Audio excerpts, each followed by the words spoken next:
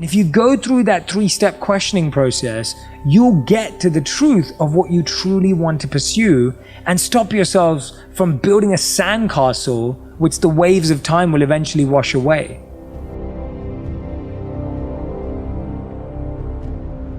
If we've spent a lifetime living someone else's life, how do we in our 30s or our 20s or our 40s or our 50s, how do we just decide, oh, I'm going to start finding out what my life is? So where do we start?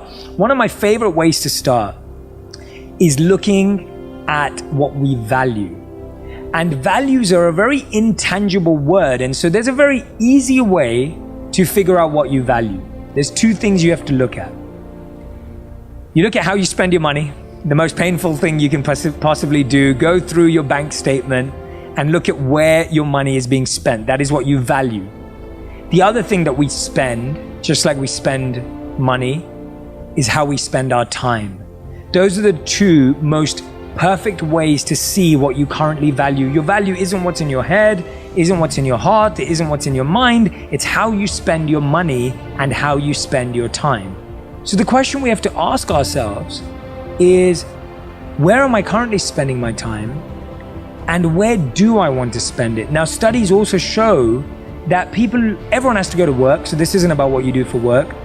People who had more meaningful, purposeful lives and were healthier, wealthier, and wise invested their time in education over entertainment. The smartest, the wealthiest, the most healthiest, the wisest people in the world were reading books, watching documentaries, taking courses, listening to podcasts, learning to better themselves. And so that's the first place to start. The second place, when we look at that value audit, is I want you to write down 3 things that you're currently pursuing in life. It might be a promotion, it might be a new home, whatever it is that you are currently pursuing. And then I want you to ask this question. Is that your desire and your dream?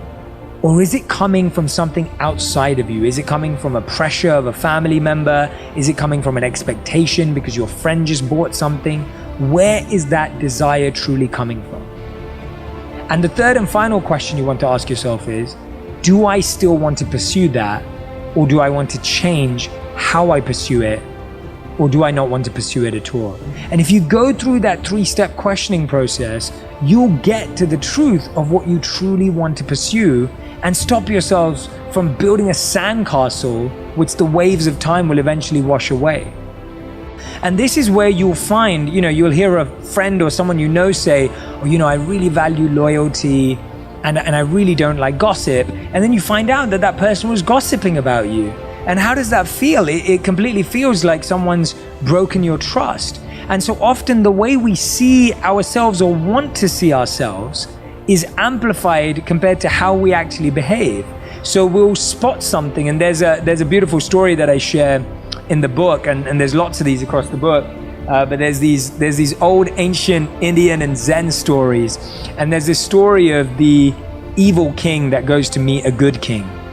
So the evil king goes to the castle, the quarters of the good king, and the good king, being a good king, invites the evil king inside for some dinner. They sit down, the servers bring out the plates are placed in front of the evil king and the good king, and they're just about to eat. And just about as they're about to eat, the evil king switches the plates.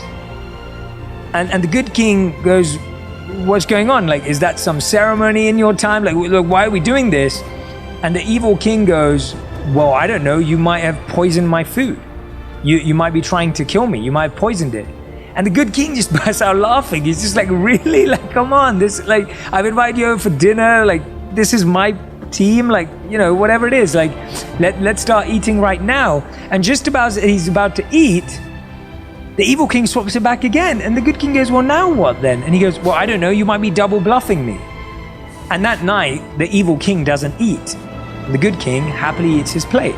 The point is that so often we think we don't have some of the mistakes that we make, but we see them in everyone else. We see those mistakes in other people. So we'll say, oh, this person's not doing this right, or I don't like the way he or she talked to that person. But if we really do an audit in ourselves, we'll realize that we have a lot of those same challenges and feelings that we may think others have. And so for me, it's sometimes a really scary and daunting task to do that values audit, but it truly, truly is a beautiful process that we all need to go through to really realign our map and get our compass right and start moving in the right direction.